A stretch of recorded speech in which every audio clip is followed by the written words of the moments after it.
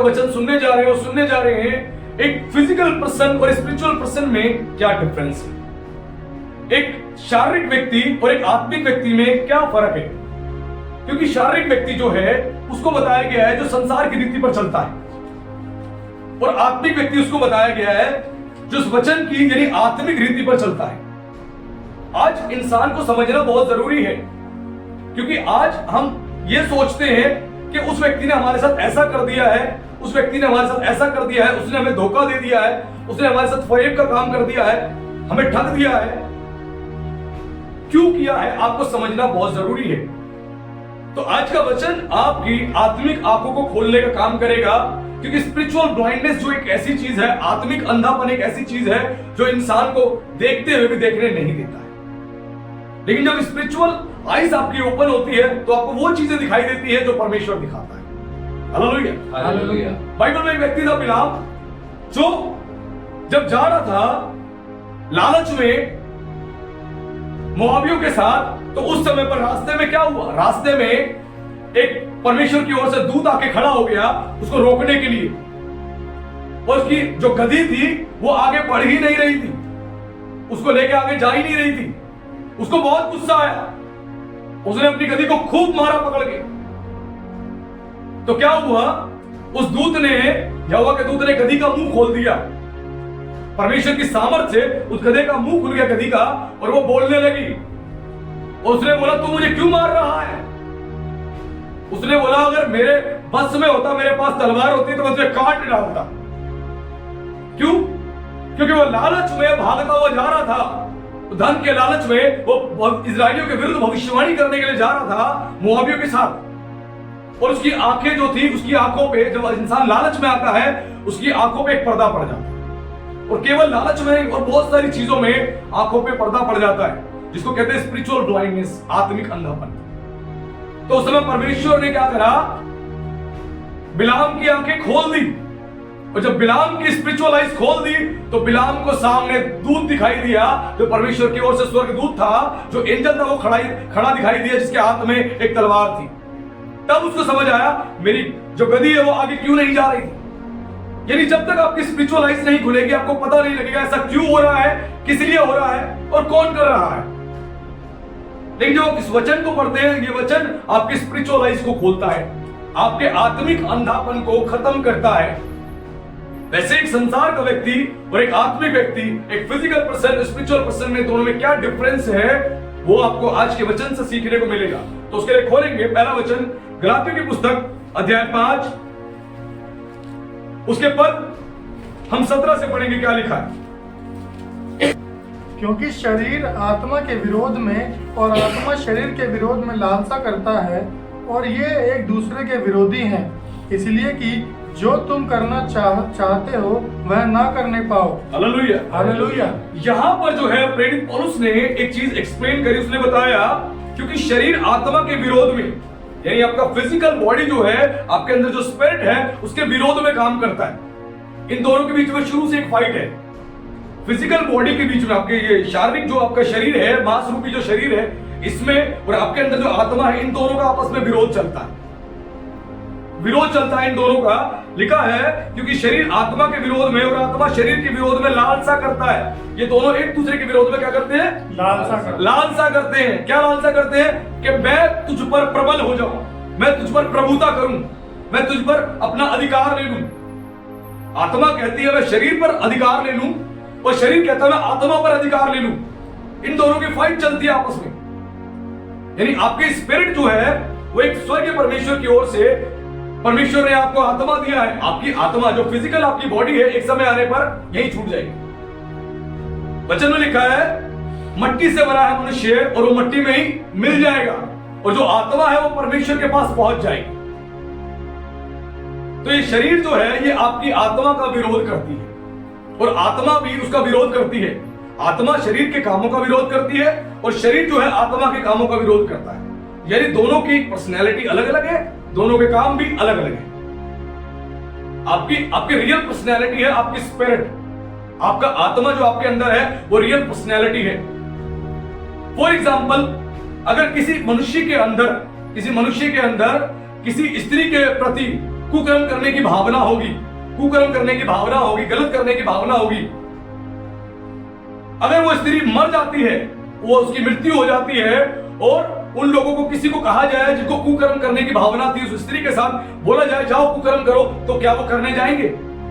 नहीं, उनको डर सताएगा, वो भयभीत हो जाएंगे। ये मर चुकी है, उनके अंदर जो भावना थी, जो उनके अंदर फीलिंग्स थी उसके प्रति, जब वो जीवित थी तब वो भावना थी, लेकिन जब वो मर गई तो उसके अंदर की जो प्रति उसकी भावना थी वो अपने आप ही खत्म हो गई, किल हो गई। यानी आपका रियल अस्तित्व जो है आपकी स्पिरिट है, आपकी आत्मा है, ये आपका कपड़ा है, आपका शरीर आपका कपड़ा है। जैसे मेरे शरीर पे इस कपड़े को आप देख रहे हो, मैं कपड़ों को बदल लेता हूं, वैसे जो शरीर है आपका, इस शरीर को आप भले ही मोटा कर लो, पतला कर लो, इसको गोरा कर लो, जो मर्जी अपने शरीर के साथ कर लो, एक समय आने पे ये शरीर भी पुराना हो जाएगा, ये आपका शरीर भी पुराना हो जाएगा, बुढ़ापे की अवस्था में आ जाएगा, बीमार पड़ जाएगा, इस शरीर भी आपका साथ छोड़ देगा, आपके काम नहीं आएगा। आपकी केवल आत्मा, जो रियल आपकी पर्सनैलिटी है, वो ही एक हकीकत है। इसीलिए बोला गया शरीर आत्मा के विरोध में और आत्मा शरीर के विरोध में आपस में क्या करते हैं? लालसा करते हैं। और आगे लिखा है वचन में, और ये एक दूसरे के विरोधी हैं, और ये एक दूसरे के विरोधी हैं, यानी एक दूसरे की क्या है? ये दुश्मन है, एनिमी है, एक दूसरे का विरोध करते हैं। ये चाहता है मैं तुझ पर प्रबल हो जाऊं, वो चाहता है मैं तुझ पर प्रबल हो जाऊं, इसीलिए इन दोनों के आपस में फाइट चलती है। उसके बाद लिखा है आगे वचन में पढ़ें, और यदि तुम आत्मा के चलाए चलते हो तो व्यवस्था के अधीन न रहे। शरीर के काम तो प्रकट है, अर्थात व्यभिचार, गंदे काम, लुचपन, मूर्ति पूजा, टोना, बैर, झगड़ा, ईर्ष्या, क्रोध, विरोध, फूट, विधर्म, ढा, मतवालापन, लीला क्रीड़ा और इनके जैसे और काम है। इनके विषय में मैं तुमसे पहले से कह देता हूँ, जैसा पहले भी कह चुका हूँ, कि ऐसे ऐसे काम करने वाले परमेश्वर के राज्य के वारिस ना होंगे। Hallelujah, hallelujah. यह क्लियर वचन में यहाँ पर पौलुस ने, प्रेरित पौल ने यहाँ पर एक्सप्लेन कर दिया, और उसने यहाँ पर समझाया। उसने साफ बोला, इसलिए कि जो तुम करना चाहते हो वह ना करने पाओ। उसने बोला जो तुम करना चाहते हो ना करने पाओ, और आगे बताया कि और यदि तुम आत्मा के अनुसार चलाए चलते हो तो व्यवस्था के अधीन ना रहे। शरीर के काम तो प्रकट है, शरीर के काम प्रकट हैं। अब शरीर के फिजिकल बॉडी आपकी जो है इसके काम प्रकट है, यानी कोई शारीरिक व्यक्ति है, आप कहते हो संसार में लोग मेरे साथ ऐसा कर रहे हैं, मेरे साथ वैसा कर रहे हैं, क्यों कर रहे हैं? क्योंकि वो शारीरिक है, वो शारीरिक हैं, आपको वो धोखा दे रहे हैं, आपके साथ वो गलत बातें कर रहे हैं, गलत व्यवहार कर रहे हैं, आपको नीचा दिखा रहे हैं। क्यों? क्योंकि वो फिजिकल है, यानी शारीरिक इंसान है, और शरीर के काम यहाँ लिखा प्रकट है। शरीर के काम कौन कौन से हैं? अर्थात व्यभिचार, व्यभिचार, किसी स्त्री के प्रति मन में गंदे विचार लाना, ये भी व्यभिचार है। केवल स्त्री के साथ संबंध बनाना व्यभिचार नहीं है। यीशु ने बोला यदि कोई अपने मन में किसी स्त्री के बारे में गंदे विचार भी उत्पन्न कर लेता है तो उसने उसके साथ व्यभिचार कर लिया। इसीलिए प्रभु ने सबसे पहला प्रचार किया, मन फिराओ। मन में ही तो सारे गंदे काम होते हैं, मन में ही पहले विचार आएंगे। नशा करना है तो भी मन में विचार आएगा, चोरी करनी है तो भी मन में विचार आएगा, व्यभिचार करना तो भी मन में विचार आएगा। यही चीज यहां बोली गई। शरीर के काम तो प्रकट है, व्यभिचार। जो इंसान व्यभिचार करता है, फिजिकल बॉडी को देख के, किसी लड़की की खूबसूरती को देख के जो अट्रैक्ट हो जाता है, उसके अंदर जो अट्रैक्शन आ जाती है, जो फिजिकल रिलेशन बनाना चाहता है, जो कुकर्म करना चाहता है, वो क्या है? व्यभिचार है। ये व्यभिचार की चीजें उत्पन्न होती है कब? जब आप शारीरिक होते हो। आज संसार में देखो रेप हो रहे हैं, लोग रेप कर रहे हैं, शादीशुदा होते हुए भी दूसरे लोगों से फिजिकल रिलेशन बना रहे हैं। आज संसार में एक सबसे बड़ा पाप चल चुका है, वो है लिविंग रिलेशनशिप। बिना शादी करे एक दूसरे के साथ रह सकते हैं, संबंध बना सकते हैं, उसके बाद इच्छा हो तो शादी करो, नहीं तो दूसरे से अलग हो जाओ। ये क्या है? ये सोसाइटी को खराब किया जा रहा है। सोसाइटी के खराब करने के पीछे एक व्यक्ति का एजेंडा है, जो है लूसीफर, यानी शैतान। शैतान का काम है सोसाइटी को खराब करना, समाज को खराब करना। और सोसाइटी खराब हो रही है। यीशु की बनाई गई सृष्टि को, यीशु के बनाए गए इंसान को आज शैतान खराब कर रहा है। इस अडल्ट्री में फंसा रखा है, व्यभिचार में फंसा रखा है, और व्यभिचार वाला जीवन है लोगों का। लोग अपने फोनों में ब्लू फिल्म्स को डाउनलोड करके रखते हैं, उसको देखते हैं। पॉर्न फिल्म्स को डाउनलोड करके रखते हैं, देखते हैं। अपने टैब्स में भर के रखते हैं, देखते हैं। अपने कंप्यूटर में भर के रखते हैं, लैपटॉप में भर के रखते हैं, देखते हैं। क्यों? क्योंकि उनको देखने में आनंद आ रहा है। क्यों आनंद आ रहा है? क्योंकि वो शारीरिक इंसान है। शारीरिक इंसान है। जो शारीरिक व्यक्ति होगा उसको देखने में बड़ा आनंद आएगा, उसको उन चीजों को देखने में बड़ा आनंद आएगा। आज शैतान ने लोगों के अंदर पाप डाल दिया है। हर जवान व्यक्ति इस पाप में फंसा हुआ है। व्यभिचार एक ऐसा पाप है जो आप अपने शरीर के विरुद्ध करते हो, अपने शरीर के खिलाफ करते हो। जब आप व्यभिचार करते हो आप अपने शरीर के खिलाफ इस पाप को कर रहे हो। और ये व्यभिचार जो है आपके शरीर को नष्ट कर देगा, खत्म कर देगा, बचेगा नहीं आपका शरीर। और ये चीज यहां बताई गई, शरीर के काम है ये व्यभिचार, सबसे पहली चीज बताई गई है। पॉल चाहता तो और कई सारे विषय में यहां पे बात कर रहे हैं कि जगह पहले कोई और चीज रख सकता था, लेकिन पहली चीज उसने व्यभिचार बोली, क्योंकि व्यभिचार एक ऐसी चीज है इंसान बहुत जल्दी अट्रैक्ट हो जाता है। इसके पीछे दो मुख्य कारण हैं। एक तो महिलाओं के वस्त्र, महिलाएं वस्त्र ऐसे पहनती हैं। आजकल देखो फैशन कैसा चल चुका है। व्यभिचार बढ़ने के पीछे शैतान ने एक फैशन को डाल दिया है। फैशन के नाम पे नंगापन डाल दिया है। शैतान ने लोगों की बुद्धि भ्रष्ट कर दी है। लड़कियां शॉर्ट टॉप पैंट्स पहन रही है, टॉप पहन रही है, कमर दिखाई दे रही है, पीछे के बैक दिखाई दे रहा है, उसके बाद स्कर्ट्स पहन रही है, दिखाई दे रहा है। वो क्या है? फैशन के नाम पे नंगापन। फैशन के नाम पे नंगापन है। लड़कियां आज जो पैंट पहन रही है, फटी हुई पैंटें पहन रही है, घुटने से फटी है, जांघ से फटी है, फटी हुई पैंटें पहन रही है। पहले के समय में यदि कोई फटे हुए कपड़े पहनता था, लोग कहते थे कि तुम्हारे पास कपड़े नहीं है। लोगों को दया आती थी, लोग कपड़े लाके देते थे पहनो। लेकिन आज लोग पैसा खर्च कर रहे हैं किसके लिए? फटे कपड़े पहनने के लिए। हालेलुया। फटे कपड़े पहनने के लिए पैसा खर्च कर रहे हैं। और फटे कपड़े पहन के क्या दिखा रहे हैं? फैशन। ये फैशन नहीं है। आपके जीवन में एक व्यक्ति है जो काम कर रहा है, जिसने आपको दिखाया, देख उस सेलिब्रिटी ने ऐसे कपड़े पहने थे, उस एक्ट्रेस ने ऐसे कपड़े पहने थे, तो तू भी पहन। आज लोग सेलिब्रिटी की तरह बनना चाह रहे हैं, उस सेलिब्रिटी की तरह जो पैसा कमाने के लिए हर प्रकार के विज्ञापन को करने को तैयार है, पैसा कमाने के लिए फिल्म में हर प्रकार के अपने किरदार को निभाने के लिए तैयार है, हर प्रकार की फिल्म करने को तैयार है, किसी भी चीज को प्रमोट करने को तैयार है।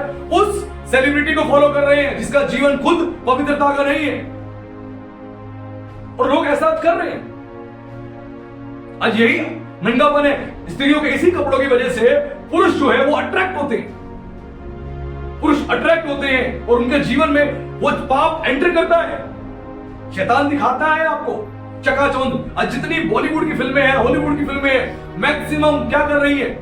लोगों के माइंड को पूरी तौर से पाप भरा कर रही है, उनको सिनर बना रही है, पापी बना रही है। आज फिल्मों के देख के लड़का लड़की सोचते हैं घर से बाहर जाते। फिल्म देखी, फिल्म देख के अंदर प्रेम भावना उत्पन्न हुई, उन गीतों में प्रेम भावना उत्पन्न हुई, एक लड़के के लिए, एक लड़की के लिए, और उसके बाद क्या हुआ? एक दूसरे को चाहने लगे, प्रेम पत्र भेजने लगे, फोन नंबर एक्सचेंज करके बात करने लगे रात रात भर। उसके बाद क्या हुआ? फिजिकल रिलेशन बनाया, और क्या हुआ? एक डिसीजन लिया, चलो भाग चलते हैं, हम भाग चलते हैं घर से, एक नई दुनिया बसा लेंगे। उन फिल्म की सितारों की तरह जो जाके जंगल में बैठ गए और लकड़ी काट रहा है पति, और पत्नी घर में खाना बना रही है। देखने में बड़ा अच्छा लगता है। कितनी चकाचौंध की चीजें लगती हैं कि मेरा पति कमाने जाएगा और मैं बैठ के उसका इंतजार करूंगी, और वो आएगा, उसका पसीना पोंछूंगी और खाना बना के दूंगी, लो खाओ। ये क्या है? संसार का प्रेम जो फिल्मों में दिखा दिया। शैतान आज फिल्म जगत से बहुत तेजी से काम कर रहा है अपना। आज ऐसी फिल्में नहीं बनाई जा रही जो लोगों को इंस्पायर करे, लोगों को सही डायरेक्शन में लेके आए, लोगों को स्पिरिचुअल बनाए, लोगों को मोटिवेट करें, लोगों को सही शिक्षा दे, समाज में एक निर्माण हो। और समाज खराब करने का काम कर रहे हैं बॉलीवुड हॉलीवुड। और क्या है? केवल नंगापन। जो गीत चल रहे हैं उन गीतों में क्या है? दारू पी ले, जिगर से बीड़ी जला ले, और कितना नंगापन और गंदगी। और क्या है ये सब? सोचिए, वो शब्द जो आप शब्दों के गाने गा रहे हैं, जिन शब्दों के गानों पे आप नाच रहे हो, वो क्या है? उन शब्दों में क्या इस्तेमाल हो रहा है? कभी सोच के देखो, जो गीतों को गा रहे हैं उन गीतों में क्या है? अश्लीलता और पाप। ये व्यभिचार को उत्पन्न करता है। अब संसारिक गानों को सुनो, आपके अंदर भावना उत्पन्न होगी, मेरी भी एक गर्लफ्रेंड होनी चाहिए, मेरी भी एक प्रिंसेस होनी चाहिए, उस हीरोइन की तरह। ये भावना उत्पन्न होनी शुरू हो जाती है। ये व्यभिचार की भावनाएं हैं। परमेश्वर कहता है कि तुझे मैंने बनाया है तो तेरी चिंता भी मैं करता हूं, तो तेरे लिए मैंने एक स्त्री का भी इंतजाम कर रखा है तेरे साथ जोड़ने के लिए, जो तेरी पत्नी कहलाएगी। तू इंतजार कर, तू सब्र रख, तुझे अकेला नहीं छोड़ूंगा। परमेश्वर ने जो पहला इंसान बनाया था जिसको आदम कहा जाता है, आदम के लिए भी परमेश्वर ने चिंता को व्यक्त की और उसके लिए परमेश्वर ने उसकी पत्नी को बना के खड़ा कर दिया, जिसका नाम हवा था। Hallelujah, hallelujah. तो परमेश्वर आपकी चिंता करता, आपको छोड़ेगा नहीं। क्यों घबरा रहे हो? परमेश्वर आपको संतान भी देगा, छोड़ेगा नहीं। उसका पेशेंस था इतना बड़ा, तो परमेश्वर ने काम किया। आज लोगों में पेशेंस नहीं, वो चाहते हैं हम आए और अभी चमत्कार हो जाए। Hallelujah, hallelujah. अभी आए, अभी जादू की छड़ी घूम जाए। परमेश्वर कर सकता है, लेकिन वो उसकी इच्छा है कि उसको क्या करना है। आप उसको एडवाइस नहीं दे सकते, तू ये कर, तू वो कर। वो उसका काम है जो उसको करना है और वो अपने समय पर करेगा। यीशु का भी जब तक समय नहीं आया था, उसने पानी को दाखरस नहीं बनाया। उसकी माता ने भी बोला अपने चेलों को कि जाओ यीशु के पास और बोलो उसको ऐसा ना हो गया। यीशु ने बोला अभी मेरा समय नहीं आया, और जब समय आया तो यीशु ने उसी पानी को दाखरस बना दिया। Hallelujah, hallelujah. तो हर चीज का एक समय है। आपको पेशेंस रखना पड़ेगा, आपको वेट करना पड़ेगा और एक प्रतीक्षा करनी पड़ेगी। जमीन में जो आप बीज बोते हो, बीज बोते ही वो एक पौधा नहीं बन जाता, उसमें फल नहीं लग जाते। उसका भी प्रोसेस है, एक टाइम है। बीज बो रहे हो, बीज बोने के बाद जमीन वो बीज जाके मरता है, वो बीज मरता है जमीन में जाके। मरने के बाद उसके बाद वो अंकुरित होता है और जमीन को चीर के बाहर आता है। उसके बाद धीरे धीरे वो बड़ा होता है, फिर एक समय लगता है उसको एक विशाल पेड़ बनने में, उसके बाद उसमें फल लगते हैं। Hallelujah, hallelujah. तो वेट करना पड़ेगा, पेशेंस रखना पड़ेगा। परमेश्वर आपके जीवन में जरूर काम करेगा। आप में से कोई ऐसा नहीं होगा जो पैदा होते ही सीधा 30 साल का 40 साल का हो गया। कोई है ऐसा व्यक्ति? कोई नहीं है। तो वैसे ही विश्वास करें परमेश्वर पर, उसका हर चीज का एक समय है। बहुत लंबा इंतजार नहीं करवाएगा वो आपको। वो जानता है आपको इस चीज की आवश्यकता है। आपका फेथ कितना है, आपका विश्वास कितना है, आपका धीरज कितना, परमेश्वर जानता है। और वचन लिखा, धीरज जो धरता है, धीरज उसके लिए धरना महिमा को उत्पन्न कराता है। यानी और परमेश्वर की ग्लोरी से वो भरता चला जाता है, परमेश्वर के जीवन में और काम करता है। आज यही संसार खराब हो चुका है, समाज खराब हो चुका है। आज लोगों को लगता है कि चर्च में जाकर धर्म परिवर्तन होता है। धर्म परिवर्तन नहीं होता, जीवन परिवर्तन होता है, ट्रांसफॉर्मेशन होती है। परमेश्वर बदल के रख देता है इंसान को। इस वचन को पढ़ो, इस वचन की शिक्षा को सुनो, परमेश्वर आपके जीवन को बदल देगा। कई लोगों को कहना है, कई धर्म गुरुओं को कहना है कि केवल पवित्र शास्त्र में, बाइबल में यानी स्वर्ग और नरक की बातें, कुछ भी नहीं। अरे आके पढ़ के तो देखो, ये बाइबल सिखाती है एक पत्नी को कैसे रहना चाहिए, एक पति को कैसे रहना चाहिए, बच्चों को कैसे रहना चाहिए, माँ बाप को कैसे रहना चाहिए, समाज में लोगों को कैसे रहना चाहिए, देश के अधिकारियों को कैसे रहना चाहिए, नागरिकों को कैसे रहना चाहिए। ये बाइबल बताती है, पढ़ो।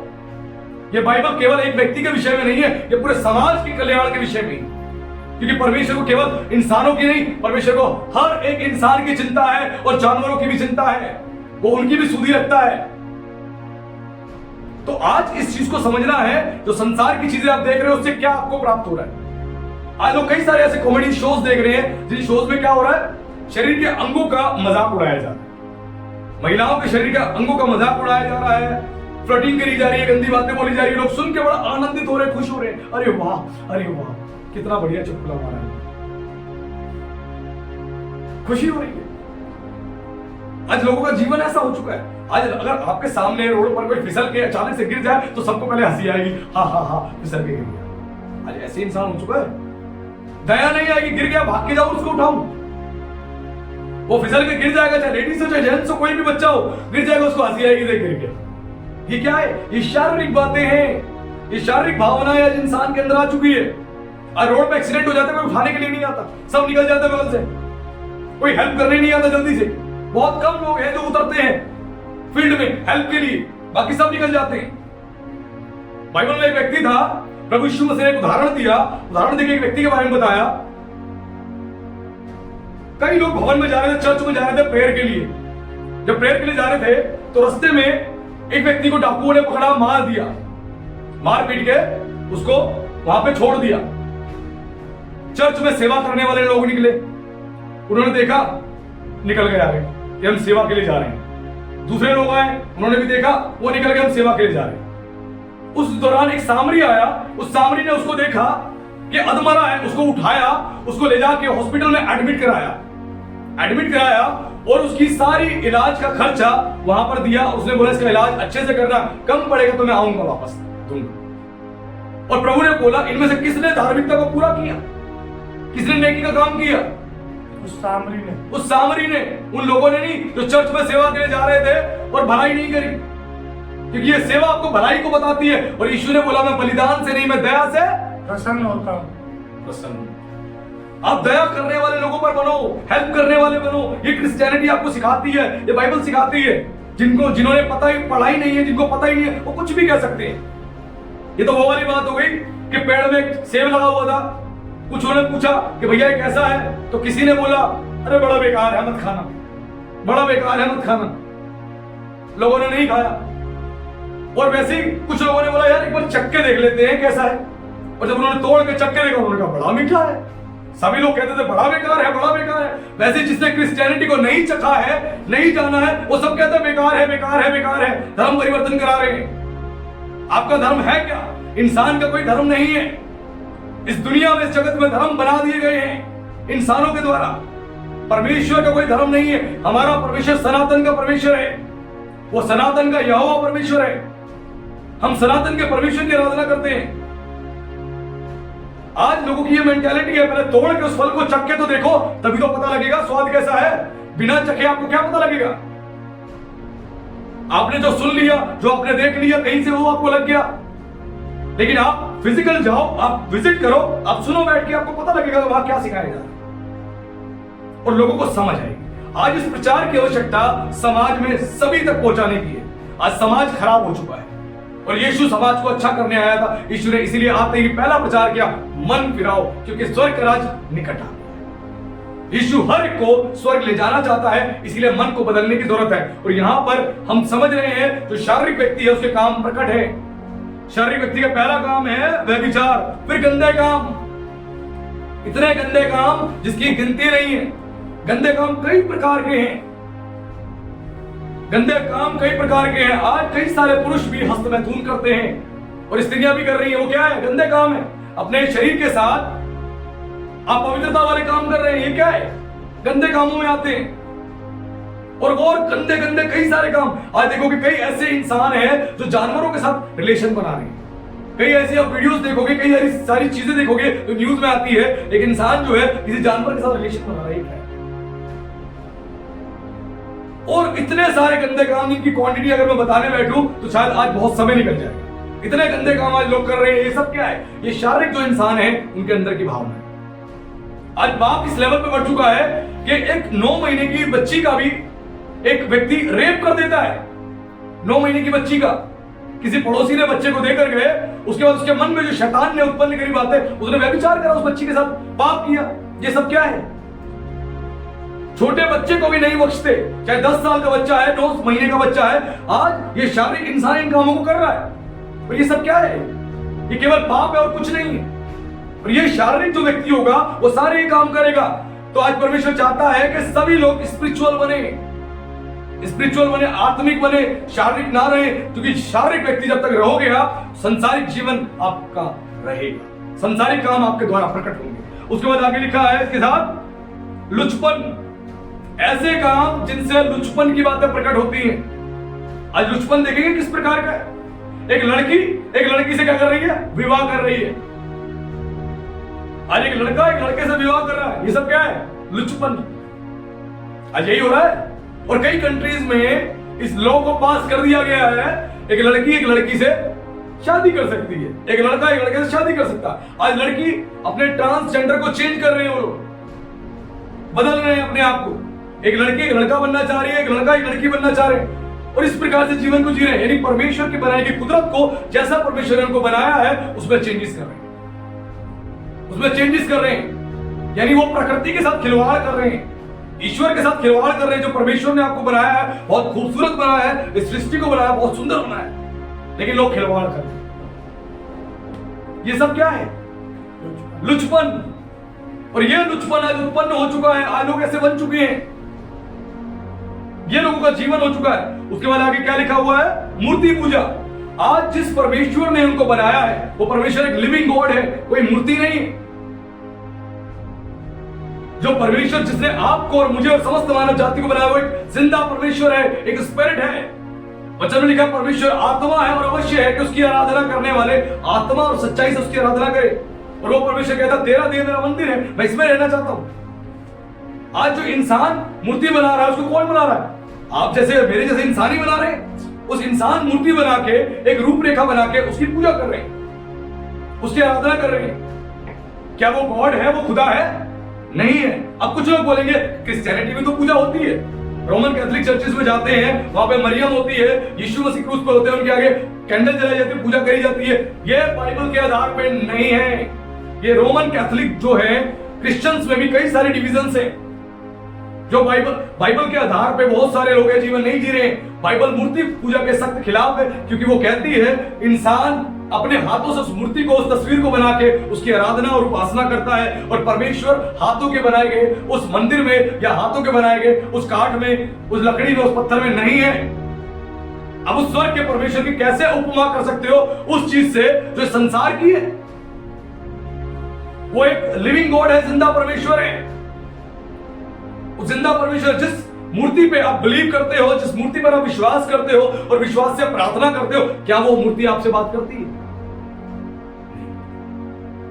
लेकिन आपकी आस्था है मैं जिस मूर्ति के मैं उसके ऊपर मैं जो चीजें चढ़ा रहा हूं वो मेरे परमेश्वर की है, मेरे ईश्वर की है, इसीलिए आप बिलीव के साथ कर रहे हो। लेकिन यहां लिखा है, बाइबल का परमेश्वर साफ साफ कहता है कि मैं मूर्तियों में नहीं हूं, मैं पत्थरों में नहीं हूं। लोग कहते हैं ईश्वर कण कण में है।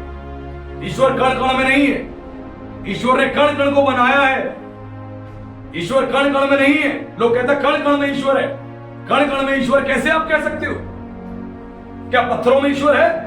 लोग कहते हैं ईश्वर है। कैसे ईश्वर है? साबित कीजिए। कण कण में ईश्वर कहां से हो सकता है? ईश्वर कह रहा है मैं एक खुदा हूं, मैं एक परमेश्वर हूं, मैं स्वर्ग में हूं और तेरा शरीर मेरा मंदिर है, मैं इसमें वास करता हूं। यदि आप कण कण में ईश्वर कह रहे हो तो आपको समझना चाहिए और संसार की कितनी गंदी चीजें कि उन सब में ईश्वर है। कण कण का अर्थ यही होता है हर एक चीज में ईश्वर है। हर एक चीज में नहीं है। पेड़ पौधों में नहीं है, पक्षियों में नहीं है, पशुओं में नहीं है, पत्थरों में नहीं है। ईश्वर जो है एक जिंदा परमेश्वर, एक जिंदा खुदा है। और बाइबल की शिक्षाएं किसी धर्म को, किसी भी धर्म की भावनाओं को ठेस पहुंचाने के लिए नहीं दी जाती हैं। बाइबल की शिक्षाएं धर्म की बहुत सारे धर्मों की शिक्षाओं से अलग है। इसीलिए बोला जाता है जिसको बाइबल की शिक्षाओं से ठेस पहुंचती है वो हमारे प्रचार को ना सुने। क्लियर है? क्योंकि बाइबल का परमेश्वर जिंदा परमेश्वर है, जिसने सब कुछ बनाया वो जिंदा परमेश्वर है, किसी मूर्ति में नहीं है, किसी और चीज में नहीं। आपको समझना है, वो कहता है तेरा शरीर मेरा मंदिर है, तेरी बॉडी मेरी टेंपल है, मैं उसमें रहना चाहता हूं। तुझे पुकारेगा मैं तेरे भीतर आकर तेरे जीवन में काम करूंगा। Hallelujah, hallelujah. तो आज इस चीज को आपको बिलीव करना पड़ेगा। क्रिश्चियनिटी किसी को देखकर नहीं है, क्रिश्चियनिटी बाइबल के आधार पे है। और सच्चा परमेश्वर जो है वो हमें सिखाता है, हमें समझाता है कि आप बिलीव किस चीज पर कर रहे हो। उसके बाद आगे बोलेंगे टोना। जो शारीरिक व्यक्ति होता है वो क्या करता है? टोना। आज लोग मूर्ति पूजा कर रहे हैं, उसके बाद जो शारीरिक इंसान है वो टोना भी कर रहा है। टोना समझते हैं?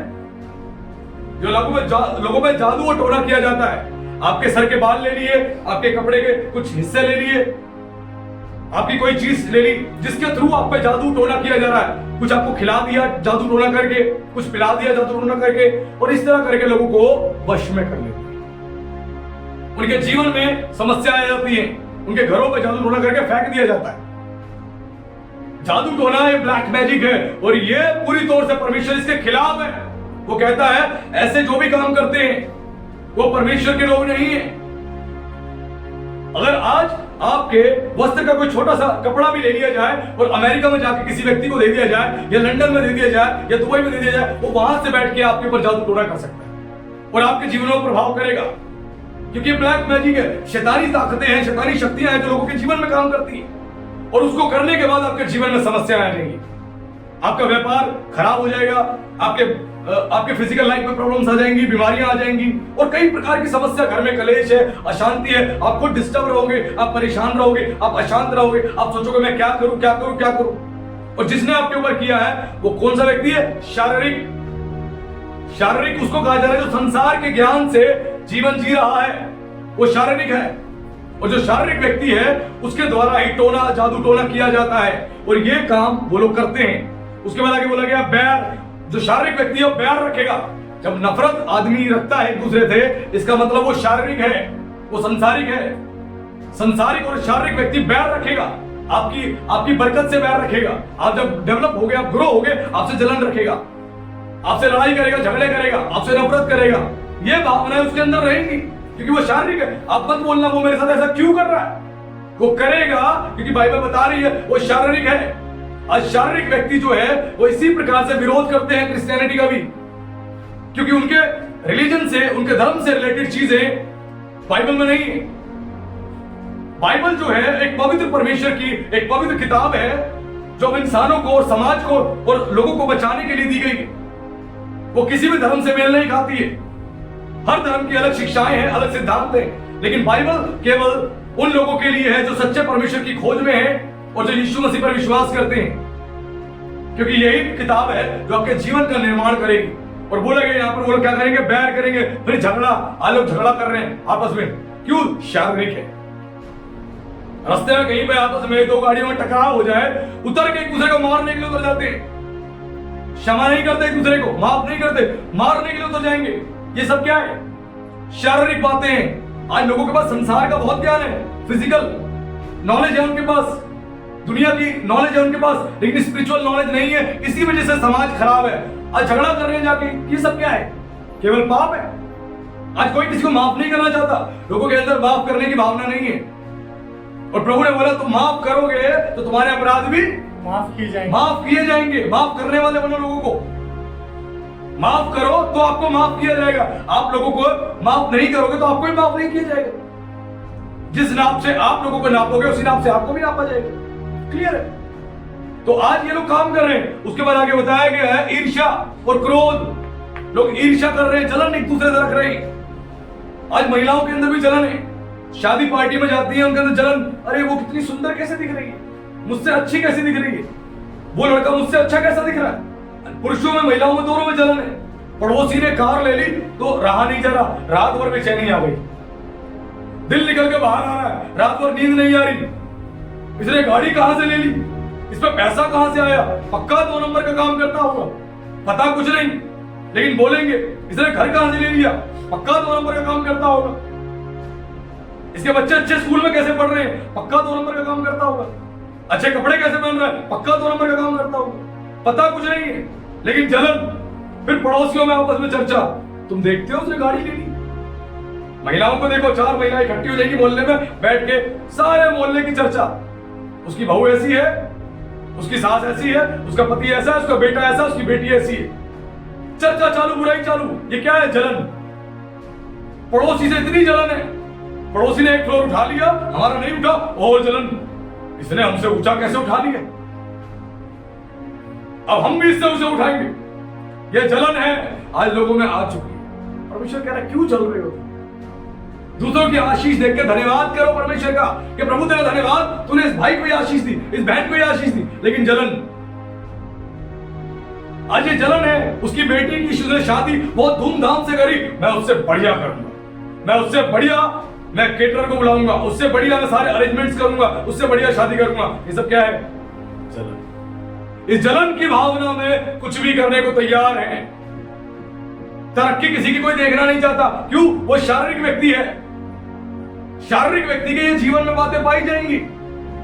आज अपने आप को भी क्रॉस चेक करो, क्या आपके अंदर भी ऐसी भावना है? अगर है तो आप भी शारीरिक हो। और उसके बाद आगे बोला गया है क्या? क्रोध, विरोध, फूट, विद्रम।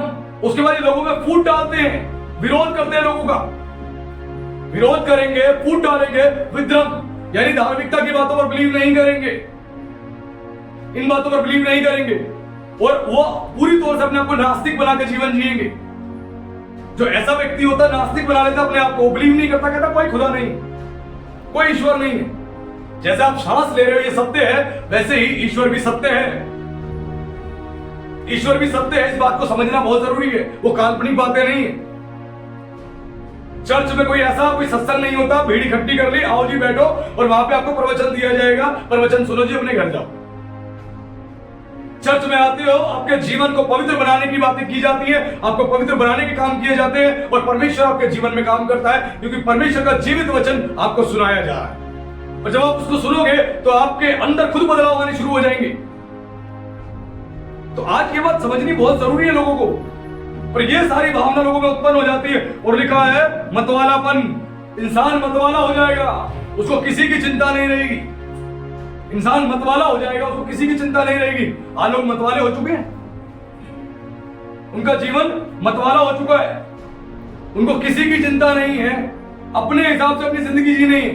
आज बहुत लोगों को ना अपने माँ बाप की चिंता है, ना अपने बच्चों की चिंता है, ना अपने पत्नी की चिंता है। देखो, दारू पी के पड़े, कभी इस नाली में पड़े, कभी उस नाली में पड़े, जुआ खेल रहे, बर्बाद हुए जा रहे, चिंता ही नहीं है, क्योंकि वो मतवाले हो चुके हैं। और जब इंसान मतवाला हो जाता है तो उसका जीवन ऐसे ही होता है, उसको किसी की परवाह नहीं होती।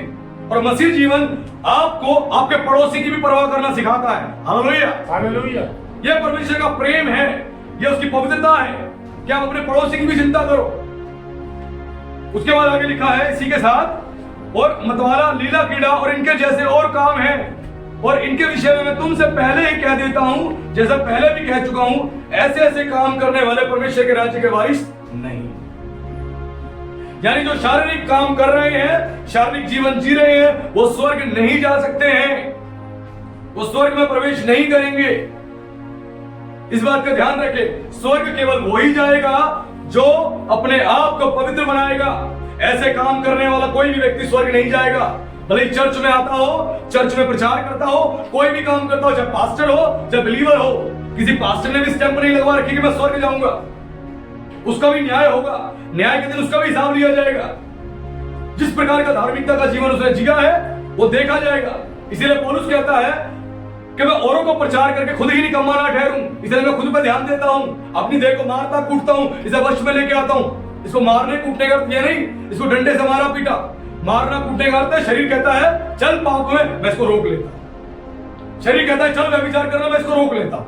शरीर कहता है चल दारू पीने, मैं इसको रोक लेता।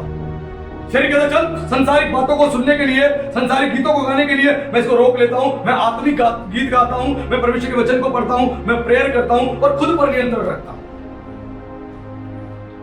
ये चीज वहां पे प्रेरित पौलुस ने बताई। उसके बाद आगे क्या लिखा हुआ है 22 में, कैसे लोग स्वर्ग में जाएंगे और आत्मिक लोगों की क्या विशेषता होगी, लिखा है 22 में, पढ़े। पर आत्मा का फल प्रेम, आनंद, शांति, धीरज, कृपा, भलाई, विश्वास, नम्रता और संयम है। ऐसे ऐसे कामों के विरोध में कोई भी व्यवस्था नहीं। आगे, और जो मसीह यीशु के हैं उन्होंने शरीर को उनकी लालसाओं और अभिलाषाओं समेत क्रूस पर चढ़ा दिया है। Hallelujah, hallelujah. ये क्लियर ये चीज बताई गई है, जो स्पिरिचुअल पर्सन होंगे उनके अंदर क्या क्वालिटीज होंगी। आत्मा का फल सबसे पहला प्रेम, गॉड इज लव, परमेश्वर प्रेम है, तो पहली चीज आपके अंदर आएगी प्रेम। जब प्रेम आपके अंदर आएगा, आप लोगों से प्रेम करोगे, पवित्रता वाला प्रेम करोगे, आप सुधि लोगे अपने माँ बाप की, आप अपने बच्चों की सुधि लोगे, अपने पड़ोसी की सुधि लोगे, आप लोगों की चिंता करोगे। ये आपके अंदर भावना आएगी। आप ऐसा नहीं सोचोगे ये व्यक्ति अलग धर्म का है, अलग जाति का है, इसके साथ दुर्घटना घट गई तो मैं इसकी हेल्प नहीं करूंगा। किसी भी जाति का धर्म का कहना हो, आपको परमेश्वर ने बताया इंसानियत परमेश्वर ने बनाई है, कोई जाति और धर्म नहीं बनाया। आप जाकर लोगों की हेल्प करोगे, आप मदद करोगे, ये प्रभु आपको बता रहा है। तो स्पिरिचुअल पर्सन जब आप बनोगे, इस वचन को आप जब सुनते हो तो आपको परमेश्वर प्रेमी बनाता है। आप जो नफरत और गुस्से से भरे हुए व्यक्ति हो, आपके अंदर के वो स्वभाव खत्म हो जाते हैं, आप प्रेमी बन जाते हो, आप प्रेम भरे तरीके से सबसे बात करते हो, प्रेम भरे तरीके से व्यवहार करते हो।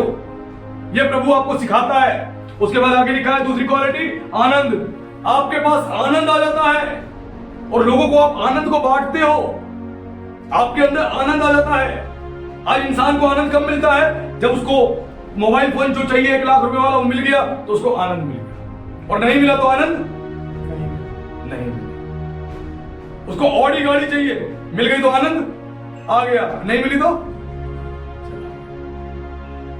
ये संसारिक व्यक्ति है, लेकिन जो आत्मिक व्यक्ति है वो परमेश्वर पर भरोसा करता है, और जो प्रभु उसको देते हैं, अगर उसको ऑडी नहीं मिली, उसको कोई बड़ी गाड़ी नहीं मिली, अगर उसको ऑल्टो मिल गई, मारुति मिल गई तो भी वो खुश होगा कि प्रभु तेरा धन्यवाद। उसे स्कूटी मिल गई तो भी खुश होगा, बाइक मिल गई तो भी खुश होगा, साइकिल मिल गई तो भी खुश होगा, नहीं मिली तो भी खुश होगा। उसका आनंद संसार की वस्तुओं में वो नहीं ढूंढता। आज लोग संसार की वस्तुओं में अपना आनंद ढूंढते हैं। मुझे गाड़ी नहीं मिली, दुख की बात। मुझे घर नहीं मिला, दुख की बात। मुझे अच्छी सैलरी नहीं मिल रही, दुख की बात है। मेरा बिजनेस अच्छा नहीं चल रहा, मुझे दुख की बात। संसार की वस्तुओं में आनंद ढूंढना बंद कर दो। एक स्पिरिचुअल पर्सन खाने को उसके बाद बहुत कुछ हो या थोड़ा हो तब भी वो संतोष रखता है और आनंदित रहता है और लोगों से आनंद के साथ मिलता है और लोगों में आनंद को उत्पन्न करता है। Hallelujah, hallelujah. ये एक आत्मिक और स्पिरिचुअल पर्सन की क्वालिटी होती है, एक सच्चे मसीह की पहचान होती है जो यहाँ बताई गई है। उसके बाद बोला गया है शांति, उसके अंदर शांति, तो बड़ा शांत स्वभाव का होगा, उसके अंदर शांति होगी और लोगों से वो शांति भरी बातें बोलेगा। आज लोग एक दूसरे से शांति भरी बातें बोलते हैं नहीं, आज कटु वचन कहते हैं। घर में गए, बीवी में बरसना चालू, खाना नहीं बनाया अभी तक, मैंने कपड़े नहीं धोए अभी तक, लड़ाई करना चालू। तेरे माँ बाप ने कुछ नहीं सिखाया, तेरे घर वालों ने कुछ नहीं सिखाया, ऊट पटांग कहना शुरू कर देते हैं। क्या कटु वचन, शांति है कि किसी ने कुछ कहा पलट के फटाक से जवाब देना है, अशांति, मन में अशांति। जब आदमी शांत होगा तो दूसरों को शांति देगा, शांति वाली बातें बोलेगा। वो खुद ही अशांत होगा तो घर में कदम रखते ही अशांति फैला देगा। बोतल यहां कैसे पड़ी है, गिलास यहां कैसे पड़ा है, कपड़े यहां कैसे पड़े हैं, घर में सफाई क्यों नहीं हुई, अशांति, डिस्टर्बेंस क्रिएट कर देगा। लेकिन एक शांत व्यक्ति लोगों से मिलेगा, शांतिदायक बातें बोलेगा, शांति वाली बातें बोलेगा, लोगों के अंदर शांति को उत्पन्न करेगा। ये एक स्पिरिचुअल पर्सन की, एक सच्चे मसीह और क्रिश्चियन की, एक इंसान की पहचान है जिसको परमेश्वर ने बनाया। उसके बाद बोला गया आगे कृपा, धीरज, कृपा और भलाई। उसके अंदर धीरज आ जाएगा, वो धीरज रखना सीखेगा, हवड़ा दौड़ी नहीं दिखाएगा। जिसके अंदर धीरज नहीं होता वो जल्दी जल्दी चाहता है, जल्दी जल्दी। कोई भूखा आदमी हो, मुझे भूख लगी है, मुझे भूख लगी है, मुझे भूख लगी है, उसको खाना दे दिया जाए, गरम गरम गरम गरम खाना दे दिया जाए। वो गरम गरम खाना उस टाइम खाना शुरू करेगा तो क्या होगा, उसका मुंह जल जाएगा। एक जिसके अंदर धीरज होगा वो खाने को थोड़ा ठंडा, वो खाने को आराम से धीरे धीरे खाएगा। तो इंसान धीरज रखता है। कोई बिजनेस स्टार्ट करते हो धीरज रखता है। एक किसान जब किसानी करता है, बीज को बोता है तो धीरज रखता है, एक प्रतीक्षा करता है। अब जब शादी करते हो, आपकी पत्नी अगर समझदार नहीं है, उसके बदलने में एक समय लगेगा। आप प्रार्थना करो, धीरज रखो। आपका पति अच्छा नहीं है, आप प्रार्थना करो, धीरज रखो, वो बदलेगा। आपके पेरेंट्स अच्छे नहीं है, बच्चे अच्छे नहीं है, प्रार्थना करो, धीरज रखो, वो बदलेगा। आपके अंदर धीरज होना चाहिए। और धीरज नहीं है, सब जल्दी जल्दी चाहते हैं, जल्दी जल्दी चाहते हैं, बहुत स्पीड से चाहते हैं। क्यों? क्योंकि अंदर धीरज नहीं है। इंसान शारीरिक हो चुका है, उसके अंदर स्थिरता नहीं है, पेशेंस नहीं है उसके बाद आगे बोला गया है कृपा भलाई। उसके अंदर कृपा वाली बातें आएंगी, भलाई वाली बातें। लोगों के साथ वो काइंडनेस तरीके से बिहेव करेगा, वो लोगों पे कृपा करेगा, कृपा करने वाला बन जाएगा, लोगों की भलाई चाहने वाला बन जाएगा। आज की डेट में अगर कोई किसी का कर्जा नहीं भर पाता, सपोज किसी फ्रेंड ने आपसे कर्जा ले लिया थोड़ा सा, वो नहीं भर पा रहा, तो लोग उसका कर्जा माफ नहीं करते, लड़ाई करते हैं, झगड़ा करते हैं। उसको पता है कि कंडीशन बहुत खराब हो गई है, वो कर्जा नहीं माफ करेगा। मुझे चाहिए तो मुझे चाहिए, मुझे चाहिए तो मुझे चाहिए। बाइबल में एक उदाहरण था, प्रभु यीशु मसीह ने एक उदाहरण देकर बताया। एक व्यक्ति था, उस व्यक्ति ने क्या करा, एक राजा से एक धनी व्यक्ति से उसने कर्जा लिया। उसने जो कर्जा लिया वो कर्जे को भर नहीं पाया, और उसने क्या करा, एक समय आने पर राजा के पास जाकर गिड़गिड़ा के खूब प्रार्थना करी कि मैं कर्जा नहीं भर पा रहा, मेरी कंडीशन खराब है, ये है वो, प्लीज मेरी हेल्प करे, मदद करे, ये करे। राजा मुझ पर दया करे। राजा ने उसको तरस खा के उस कर्जे को माफ कर दिया। यहाँ से बिगिनिंग पॉइंट है, परमेश्वर उसके कर्जे को माफ कर दिया। अब उसके बाद उसने जिसको कर्जा दे रखा था उसके पास गया, उसने बोला भाई मेरे पास भी नहीं है, मैं अभी नहीं दे पाऊंगा, तो मेरे को समय चाहिए, मैं तब दूंगा। उसने उसका गला घोटा, तुझे जान से मार दूंगा, मेरा कर्जा वापस कर, जान से मार दूंगा, नहीं तो तुझे छोड़ूंगा नहीं मैं। ये क्या था? अंदर क्रोध, जलन, मेरे को मेरा पैसा चाहिए। और उसके बाद उसने क्या करा, गला घोटना चाहा और उसको फिर कैद में डलवा दिया, पुलिस से पकड़वा दिया, बंद करो इसको, मेरा पैसा नहीं भरा इसने, बंद करो। और जब उस राजा को यह बात पता लगी, धनी व्यक्ति को यह बात पता लगी कि मैंने इसका इतना कर्जा माफ कर दिया, लेकिन इसने इतना सा कर्जा अपने कर्जे देने वाले को माफ नहीं किया, उसने क्या करा, उसको पकड़ के उसको जेल में बंद करवा दिया। जिस नाप से तुम नापोगे उसी नाप से तुम भी नापे जाओ। ये एक रियलिटी है। कृपा करने वाले बने, उसने कृपा करी, उसने उस कृपा को तुच्छ जाना, उसने आगे दूसरे पर कृपा नहीं करी। कोई आपके साथ भलाई करता है, आप आगे भलाई करो। अगर कोई बुराई भी करता है आपके साथ, तब भी भलाई करो। ये आपका जीवन होना चाहिए। आज लोगों के अंदर यही चीज नहीं है। आज लोग किसी कर्जा भी माफ नहीं करना चाह रहे। क्यों माफ करे? मेरी मेहनत का पैसा था। उसको एक समय दे दो, पेशेंस रखो। उसको बोलो ठीक है भाई, आपके जब होगा पेशेंस रखो। आपका पैसा लेके वो बहुत धनवान नहीं हो जाएगा, उसको हर बात का लेखा देना पड़ेगा। लेकिन लोग आज कर्जा लेने के लिए गाली गलौज धमकी देना शुरू कर देंगे। मैं बदमाश ले आऊंगा, मैं गुंडे ले आऊंगा, मैं पुलिस बुला लूंगा, मैं ये करूंगा, और कितना कुछ।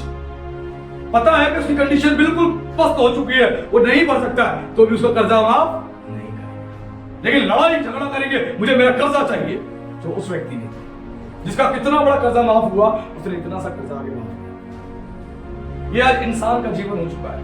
क्रिश्चियनिटी आपको बहुत कुछ सिखाती है। उसके बाद आगे लिखा है कि विश्वास, और उसके अंदर विश्वास आ जाएगा, वो लोगों के अंदर विश्वास को उत्पन्न करेगा और वो विश्वास योग्य बनेगा। कोई अगर आपको बात अपनी बताता है तो आप विश्वास योग्य रहेंगे, और आपके अंदर विश्वास एक परमेश्वर की ओर से फल है। विश्वास का फल लगेगा, लोग आप पर बिलीव करके अपने मन की बातें बताएंगे, उसको आगे मत फैलाओ। आज क्या होता है, लोग एक दूसरे के मन की बात जान तो लेते हैं, उस मन की बात को क्या बोलते हैं, शेयर करते हैं। अपनी पत्नी के पास बताते हैं सारी बात, अपने बच्चों के पास सारी बात बताते हैं, दोस्तों के पास सारी बात मोहल्ले में बताते हैं, और पूरी तौर से स्प्रेड कर देते हैं, उस चीज को फैला देते हैं।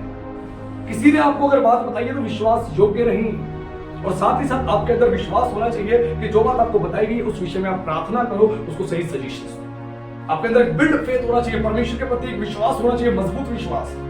ये परमेश्वर चाहता है। आज लोग ऐसे नहीं है, सुनेंगे और हल्ला मचा देंगे, फैला देंगे। सुनेंगे तो ऐसे आपके जिगरी बन के, आपके खास बन के, और जब हल्ला मचाएंगे तो ऐसे मचाएंगे जैसे कितनी आपसे नफरत है, और बड़े आनंद के साथ हल्ला मचाएंगे, बड़ी खुशी से ढहा के लेते हुए सब जगह फैलाएंगे। बात ये क्या है? ये शारीरिक व्यक्ति की पहचान है, लेकिन जो आत्मिक होगा वो ऐसा नहीं करेगा। उसके बाद आगे बताया कि नम्रता, संयम, नम्रता उसके अंदर आ जाएगी, संयम आ जाएगा, नम्रता। परमेश्वर ने जब इजराइलियों को छुड़ाना था तो पृथ्वी पर दृष्टि करी, तो दृष्टि करी तो एक ही व्यक्ति सब पूरी पृथ्वी में सबसे नम्र पाया गया। वो कौन था? मोसेस, मूसा। पूरी पृथ्वी पर सबसे नम्र, क्योंकि परमेश्वर जानता था इजरायली बहुत ठीक है, ये किसी के काबू में नहीं आने वाले, किसी की बात नहीं सुनने वाले, बहुत ठीक है। तो परमेश्वर ने उन ढीठ लोगों के लिए एक ऐसा नम्र व्यक्ति खड़ा किया जो सब कुछ उनकी सहता है। हालेलुया। परमेश्वर आपके अंदर एक क्वालिटी को डालता है और आपकी क्वालिटी के उद्देश्य से आपको यूज करता है, इस्तेमाल करता है। और इस्तेमाल किया परमेश्वर ने मूसा को इस रूप में, और इजरायलियों की वो 40 वर्ष तक सहता रहा, बर्दाश्त करता रहा। परमेश्वर ने मूसा के द्वारा अद्भुत काम किए। 40 साल तक वो जंगल में फिरे, स्वर्ग से परमेश्वर ने मन्ना गिरा के उनको खिलाया। ये कोई काल्पनिक कहानी नहीं, सत्य बात है। खिलाया परमेश्वर ने 40 साल तक। कोई उन्होंने खेत में हल नहीं जोता, वहां पे कोई बारी में उन्होंने कोई चीज नहीं लगाई, उनकी चप्पलें नहीं घिसी। ये परमेश्वर की ब्लेसिंग्स थी। परमेश्वर ने 40 साल उनको खिलाया, ये आशीष दी प्रभु ने उनको। लेकिन उसके बाद भी वो ढीठ थे, वो मूसा पे बुड़बुड़ाते थे, बार बार बुड़बुड़ाते थे, तो हमें मारने के लिए जंगल में ले आया। भला है हम वापस जंगल में चले जाते फिर उनके पास, वो हमें मार देता। तू क्यों ले आया हमें भूखा मारने के लिए? और परमेश्वर उनको फिर भी सब कुछ देता रहा, तब भी वो ढीठ थे। तो नम्र होना बहुत जरूरी है। अगर आपको मिनिस्ट्री करनी है, स्पिरिचुअल लीडर बनना है, प्रभु की सेवा करनी है, नम्रता आपके अंदर होनी चाहिए। आपको पता है जिन विश्वासियों को आप प्रचार कर रहे हो ये ढीठ है। जितनी बार प्रचार करोगे ये सुनेंगे जरूर, लेकिन फिर से वही काम निकम्मे करेंगे। आप देखोगे भी उनके जीवन में, तब भी आपको नम्र रह के सिखाना पड़ेगा, नम्र रह के उनको समझाना पड़ेगा। ऐसे ही परमेश्वर अपनी संपत्ति किसी को नहीं सौंप देता, वो आपके अंदर क्वालिटी को बिल्ड करता है, उसके बाद आपको सौंपता है कि आप योग्य हो या नहीं। ये ध्यान रखना। उसके बाद आगे लिखा है संयम, उसके अंदर संयम आ जाता है, बहुत ज्यादा पेशेंस से भरा हुआ व्यक्ति हो जाता है। लोगों में संयम नहीं है, पेशेंस है ही नहीं, अनपेशेंट हो चुके हैं। किसी भी चीज का संयम नहीं है, सब कुछ जल्दी जल्दी चाहिए, जल्दी जल्दी सक्सेस चाहिए, जल्दी पैसा चाहिए, जल्दी शादी करनी है, जल्दी घर बनाना, जल्दी जल्दी जल्दी, मैं बहुत जल्दी सक्सेस होना चाहता हूँ, बहुत जल्दी सब कुछ करना चाहता हूँ। भाई मेरी स्पिरिचुअल पर्सन ऐसा नहीं, वो पेशेंट होता है, उसके अंदर बहुत ज्यादा पेशेंट होता है, वो अनपेशेंट नहीं होता। उसके अंदर एक पेशेंट होता है, आराम से संयम रखता है अपनी हर चीज पर। अपने बोलने पर संयम रखेगा, अपने आंसुओं पर संयम रखेगा, अपने हंसने पर संयम रखेगा, उसके अंदर हर चीज के अंदर संयम है। जो अनपेशेंट व्यक्ति होगा, देखो जहां हंसना भी वहां खूब हंसता है, जहां रोना भी नहीं वहां खूब रोएगा, जहां बोलना भी नहीं खूब बोलेगा, क्योंकि वो अनपेशेंट है। तो आपको पेशेंस आपके अंदर होना बहुत जरूरी है। ये स्पिरिचुअल व्यक्ति की एक प्रेजेंट बताई गई है, पर्सनैलिटी बताई गई है। और आगे लिखा है जो मसीह यीशु के हैं, जो मसीह यीशु के हैं उनकी बात हो रही है, उनकी नहीं। जिन्होंने प्रभु यीशु को ग्रहण नहीं किया है, जिन्होंने इस वचन को नहीं सुना, उनकी बात नहीं हो रही है, क्योंकि वो अभी भी अंधकार में है। लेकिन जिन्होंने सुन लिया, विश्वास कर लिया, जो मसीह यीशु के, उन्होंने शरीर को और उसकी लालसाओं को, शरीर और शरीर की लालसाएं, कौन सी लालसाएं जो हमने पढ़ी थी, टोना, बैर, झगड़ा, ईर्ष्या, क्रोध, विरोध, विद्रम, ये सब शरीर की अभिलाषाएं हैं, शरीर की बातें हैं। इन सब को उन्होंने क्या करा? अभिलाषाओं को क्रूस पर चढ़ा दिया। यानी प्रभु यीशु मसीह जिस क्रूस पर उन्होंने अपनी कुर्बानी दी, जिस क्रूस पर वो समस्त मानव जाति के लिए मारे गए, उन्होंने जब प्रभु पर विश्वास किया तो अपनी शारीरिक इच्छाओं को भी क्रूस पर चढ़ा दिया। अब उनके जीवन में शारीरिक बातें नहीं है। Hallelujah, hallelujah. अब वो मसीह में क्या है? नई सृष्टि है। पुरानी बातें बीत गई हैं। पहले जो गंदे काम करते थे वो खत्म हो गए, अब नहीं करने हैं। अगर अभी नई सृष्टि बन के फिर से गंदे काम कर रहे हो तो तुम नई सृष्टि नहीं, फिर से पुरानी सृष्टि बन गए हो। ये तो वो वाली बात हो गई जो प्रभु यीशु मसीह ने बोला था, अपने मोती कुत्तों और सूअरों का आगे मत डालना। कुत्तों और सूअरों की प्रभु ने उपमा उनसे करी जो लोग प्रभु के वचन को सुनते और जानते थे, लेकिन फिर भी पाप भरा जीवन जीते हैं, पाप भरा जीवन जीते हैं, पाप भरा काम करते हैं। इसीलिए उनको ज्यादा सिखाना समझाना नहीं चाहिए, नहीं तो क्या करेंगे? वो नाराज हो जाएंगे, वो गुस्से में आ जाएंगे, और वो क्या करेंगे? लिखा उल्ट, ऐसा ना हो कि तुम्हें फाड़ खाएं। फाड़ खाएं मींस तुमसे बदतमीजी करे, बदसलूकी करे, वो ऐसे हो जाएंगे, उनको छोड़ दो। वो कुत्ते और सुअर के समान है। कुत्ते और सुअर का क्यों एग्जांपल दिया गया? कुत्ता क्या करता है? जो उल्टी करता है उसी को चाट लेता है। कुत्ते को आप देखोगे ना, लिखा है कि कुत्ता जो है, जो उल्टी करता है उसी को चाट लेता है। और सुअर होता है जितना मर्जी नहला लो, फिर से वापस कीचड़ में जाएगा और नहा धुला लो, साफ कर लो, वो फिर कीचड़ में जाएगा और फिर गंदा होके आएगा। ये वो व्यक्ति है, ये वो विश्वासी है, बिलीवर्स हैं जो चर्च में वचन सुनते जानते। ये कुत्ते और सूअरों के समान बताया गया। यहाँ पर उपमा देके प्रभु ने बोला कि अपने मोती कुत्तों और सूअरों का आगे मत डालना। जितना मर्जी प्रचार कर लो, ये फिर भी ठीक है, सुन के भी जान के भी फिर से वहीं जाएंगे, अपनी उल्टी करके उसी को चाटेंगे, यानी फिर से पाप भरा जीवन जिएंगे। नहला दो, धुला दो, फिर से कीचड़ में जाएंगे, लौट के आएंगे और फिर बोलेंगे मुझे फिर से नहला दो। संडे चर्च में आएंगे, मुझे जी साफ कर। मंडे से लेकर सैटरडे तक फिर से पाप भरा जीवन, संडे फिर चर्च में आएंगे, प्रभु मुझे साफ कर। वचन सुनेंगे, प्रेज द लॉर्ड, हालेलुया, प्रभु तेरा धन्यवाद। और उसके बाद मंडे से लेकर सैटरडे तक फिर से शराब पिएंगे, चोरी करेंगे, डकैती करेंगे, झूठ बोलेंगे, व्यभिचार करेंगे और सारे गंदे काम करेंगे। और उनको लगता है प्रभु हमें स्वर्ग लेके जाएगा, प्रभु हमारे साथ है। प्रभु हर एक उस व्यक्ति के विरोध में है जो परमेश्वर के वचन का विरोध करता है। परमेश्वर केवल उन्हीं के पक्ष में है जो परमेश्वर के वचन के अनुसार जीवन को जीते हैं। और बताया गया यहाँ पर क्लियर, ऐसे व्यक्ति जो है यही स्वर्ग जाएंगे। और लिखा है 25 में, यदि हम आत्मा के द्वारा जीवित है तो आत्मा के अनुसार चले, हम घमंडी होकर एक दूसरे को ना छेड़े और ना एक दूसरे से डाह करें। साफ बोला गया यहाँ पर कि हम आत्मा के द्वारा जीवित है, यानी स्पिरिचुअल कामों को और स्पिरिचुअल वचन को सुनने के द्वारा जीवित है, तो स्पिरिचुअल जीवन जिए। हम कुत्तों और सूअरों की तरह जीवन ना जिए, जिनको नहला लो, धुला लो, फिर से जाके वही पाप भरा काम करेंगे, नहीं सुधरेंगे। ये वो लोग हैं जो प्रभु के वचन को गहराई से अपने अंदर उतरने नहीं देते। क्यों? क्योंकि वचन को सुनते तो है, लेकिन वचन पर मनन नहीं करते। चर्च खत्म, आराधना खत्म, अपने घर गए, सब कुछ भूल जाते हैं। ये वचन पर मनन नहीं करते, वचन पर ध्यान नहीं देते, वचन के अनुसार अपने जीवन को चलाते नहीं। उनको लगता है जैसे हम चल रहे हैं ठीक है। आप अपने बोलने पर ध्यान दो, अपने सोचने पर ध्यान दो, अपने सुनने पर ध्यान दो, अपने कामों पर ध्यान दो। आप किस तरह बात कर रहे हो, किस तरह सोच रहे हो, किस तरह सुन रहे हो, क्या आपका व्यवहार। अमीरों के साथ तो सर सर सर करके बात करते हैं। अगर कोई धनी व्यक्ति उतर जाए गाड़ी से, सोने की चैन पहन रखी हो, अच्छे कपड़े पहन रखे हो, परफ्यूम की खुशबू आ रही हो, सर सर करके बात करेंगे। और कोई रेडी वाला बगल से जा रहा होगा, इसके कपड़े गंदे होंगे, चल आगे बढ़, इस तरह बात करेंगे। ये क्या है? ये शारीरिक बातें हैं। आप उस धनवान को तो उसके धन संपत्ति की वजह से डर के मारे आप उसका आदर कर रहे हो, लेकिन उस रिक्शे वाले का, उस गरीब का अब बदतमीजी कर रहे हो, बदसलूकी कर रहे हो। ये क्या है? ये चीजें केवल पाप भरी चीजें हैं।